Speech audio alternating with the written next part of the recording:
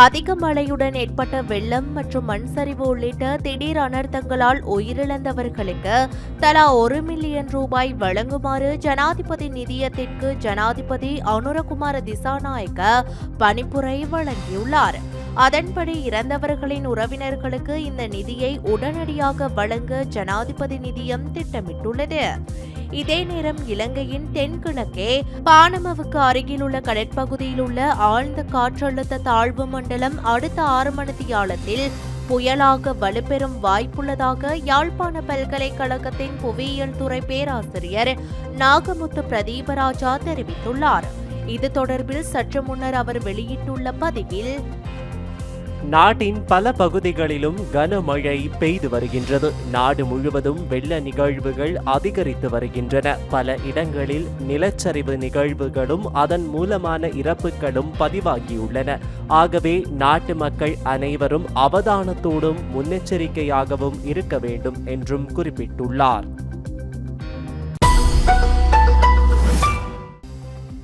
மண் சரிவு அதி அவதான நிலை என்று அடையாளப்படுத்தப்பட்டுள்ள இடங்களில் வாழ்பவர்கள் அவ்விடங்களை விட்டு வெளியேறுமாறு தயவுடன் கேட்டுக்கொள்கிறோம். நிலைமை சீரானதன் பின்னர் நிலையான தீர்வுக்கான நடவடிக்கைகளை மேற்கொள்ளலாம் என பெருந்தோட்ட மற்றும் சமூக உட்கட்டமைப்பு வசதிகள் அமைச்சர் சமந்த வித்யாரத்ன வலியுறுத்தினார். பாராளுமன்றத்தில் இன்று வியாழக்கிழமை உரையாற்றிய அவர், විශේෂම වාරිමාර්ග අධ්‍යක්ෂ ජෙනරාල්තුමාගේ පැත්තනුත් පැහැදිලි කළා. රටේ විශාල පරිමාණයේ වැව් 73කින් මේනකොට 30ක් වාන් දමන තත්ත්වය පවතිනවා. හින්දා මේ ප්‍රදේශවල සැලකිය යුතු ජනතාවක් ආපදාවට ලක් වෙලා තියෙනවා. ඒ වගේම මධ්‍යම කඳුකරේ ඛේදනීය තත්ත්වයක් තියෙනවා. අපි කනගාටු තත්ත්වයටපත් වෙනවා.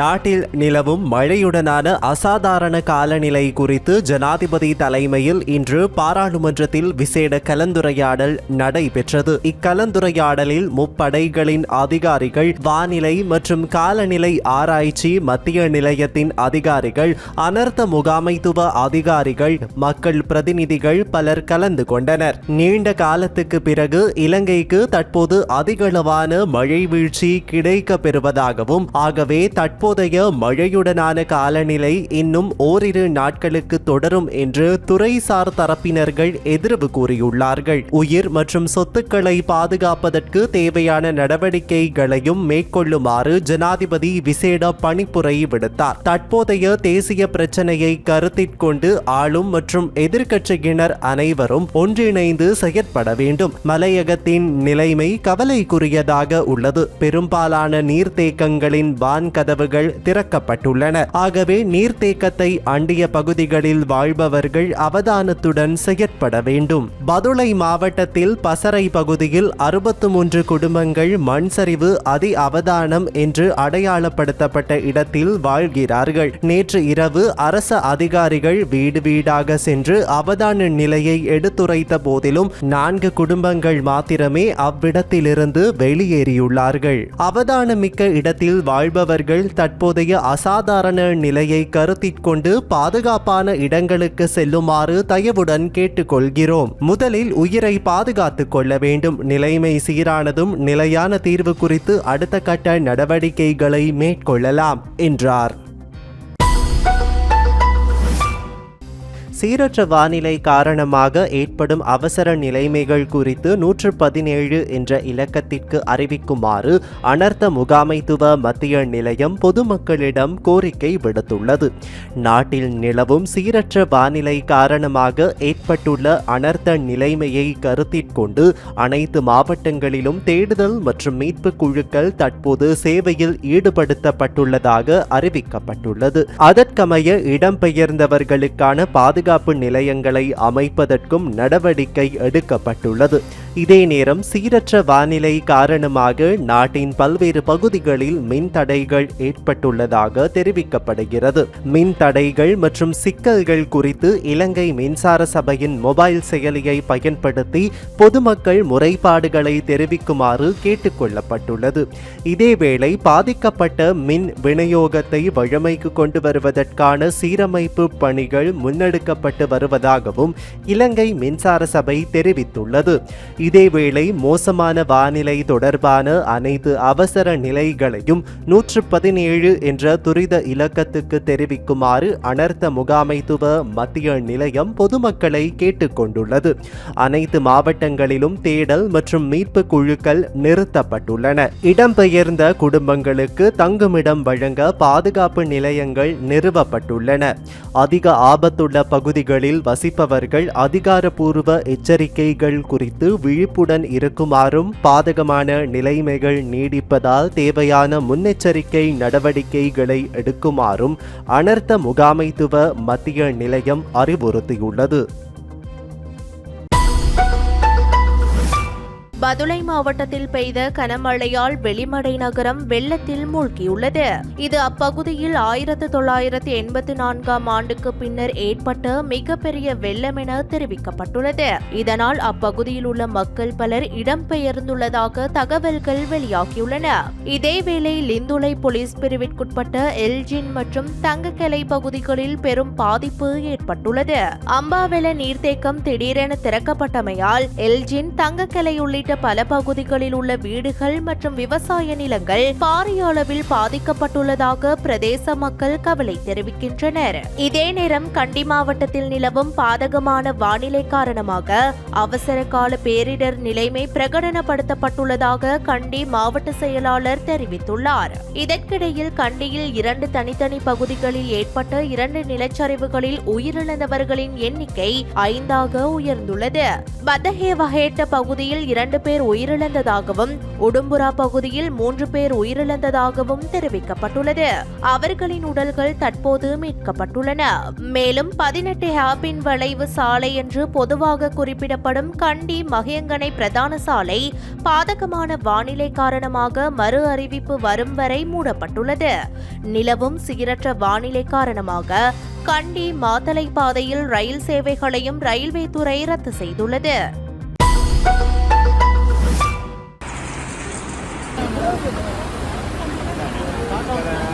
மலையக பகுதிகளில் பெய்து வரும் கனமழை காரணமாக நேற்று நுவரெலியா நகரத்தின் பல பகுதிகள் நீரில் மூழ்கியதாக தெரிவிக்கப்படுகிறது. நுவரெலியா புத்த மந்திர மாவத்தை, நுவரெலியா பஸ் நிலையம், ஹவா எலிய வைத்தியசாலை மாவத்தை உள்ளிட்ட பல முக்கிய வீதிகளில் வெள்ளம் பெருக்கெடுத்ததால் பொதுமக்கள் அசௌகரியத்துக்குள்ளாகியுள்ளனர்.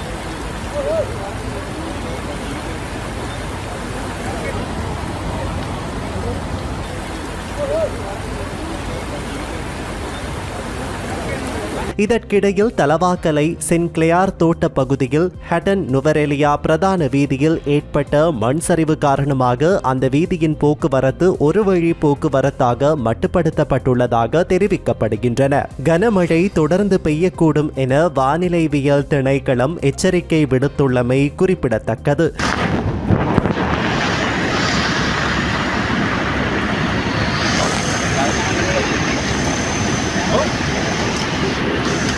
இதே நேரம் நுவரெலியா, ராகல மற்றும் கந்தபுல பகுதிகளில் பெய்து வரும் கனமழையின் காரணமாக ராகல, ஹேனகல பகுதியில் உள்ள 2 தொடர் குடியிருப்புகள் வெள்ளத்தில் மூழ்கியுள்ளன. இதனால் சுமார் 100க்கும் அதிகமான குடும்பங்கள் அவசரமாக இடம்பெயர்ந்துள்ளதாக நுவரெலியா மாவட்ட அனர்த்த முகாமைத்துவ பிரிவு தெரிவித்துள்ளது. வெள்ளத்தில் சிக்கிய குடும்பங்கள் பாதுகாப்பான இடங்களுக்கு மாற்றப்பட்டுள்ளன என்றும் தேவையான உதவிகள் வழங்கப்பட்டு வருவதாகவும் அனர்த்த முகாமைத்துவ பிரிவு மேலும் தெரிவித்துள்ளது.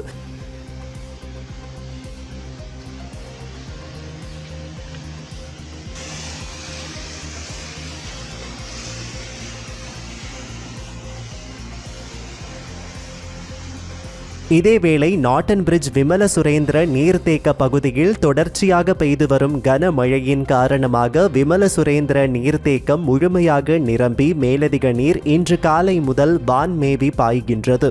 இந்த நீர்மட்டம் அதிகரித்ததன் காரணமாக கழனி ஆற்றின் நீர்மட்டம் சற்றளவு உயர்ந்துள்ளதாக நுவரெலியா மாவட்ட அனர்த்த முகாமைத்துவ பிரிவு தெரிவித்துள்ளது. இதனுடன் காசல்ரி மற்றும் மௌசாக்கலை நீர்த்தேக்கங்களிலும் நீர்மட்டம் விரைவாக உயர்ந்து நிரம்பி வழியும் நிலையை நெருங்கி வருவதாக பொறியியலாளர்கள் கூறியுள்ளனர். மேலும் கனியன், லக்சபான, நவலக்சபான, பொல்பிட்டிய மற்றும் விமல சுரேந்திர நீர்த்தேக்கங்களின் மின் உற்பத்தி கொள்ளளவு அதிகபட்ச மட்டத்தில் செயல்படுத்தப்படுவதையும் அவர்கள் தெரிவித்துள்ளனர். இதே நேரம் நுவரெலியா கம்பளை பிரதான வீதியில் பல பெரிய பாறைகள் சரிந்து விழும் அபாயம் உருவானதை தொடர்ந்து அவ்வீதி தற்காலிகமாக மூடப்பட்டுள்ளதாக கொத்மலை போலீசார் தெரிவித்தனர். வீதி அருகில் அபாயகர நிலையில் இருந்த ஒரு பெரிய பாறை பிரதான மார்க்கத்தில் விழுந்தது.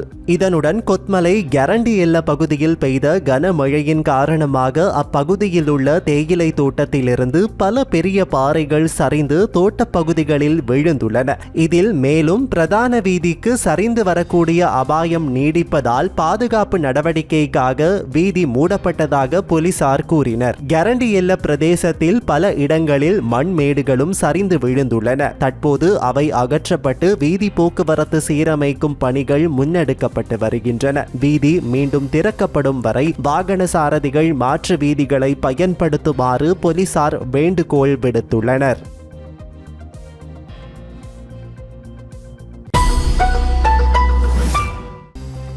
மூடப்பட்டிருந்த காலி பெந்தர பழைய பாலம் நேற்று இரவு முழுமையாக இடிந்து விழுந்துள்ளது.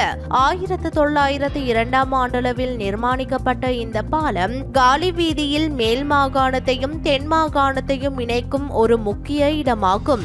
சில வருடங்களுக்கு முன்னர் இந்த பாலம் பழுதடைந்திருந்த காரணத்தினால் புதிய பாலம் ஒன்றை கட்டிய பின்னர் பழைய பாலத்தை மூடுவதற்கு அப்போதைய அரசாங்கம் நடவடிக்கை எடுத்திருந்தது.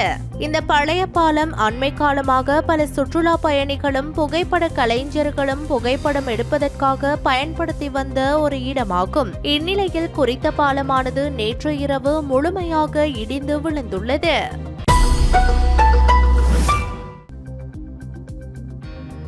இன்று காலை இந்தோனேஷியாவின் வடக்கு சுமத்ரா தீவிற்கு அண்மையில் இந்திய பெருங்கடல் பிராந்தியத்தில் நிலநடுக்கம் ஒன்று ஏற்பட்டுள்ளதாக வளிமண்டலவியல் திணைக்களத்தின் தேசிய சுனாமி முன்னெச்சரிக்கை மையம் அறிவித்துள்ளது. இன்று காலை 10:26 மணியளவில் இடம்பெற்ற இந்த நிலநடுக்கம் 6.6 ரிக்டர் அளவில் பதிவாகியுள்ளது. இந்த நிலநடுக்கம் காரணமாக இலங்கையின் கரையோர பகுதிகளிலும் அதனை அண்டிய பகுதிகளிலும் வசிக்கும் பொதுமக்கள் தயவு செய்து அவதானமாக இருக்குமாறு கேட்டுக் கொள்ளப்படுகிறார்கள். இது தொடர்பான எதிர்கால அறிவிப்புகள் குறித்து விழிப்புடன் இருக்குமாறும் ஊடகங்கள் வாயிலாக வழங்கப்படும் மேலதிக தகவல்களை தொடர்ந்து அவதானிக்குமாறும் தேசிய சுனாமி முன்னெச்சரிக்கை மையம் பொதுமக்களுக்கு அறிவுறுத்தியுள்ளது.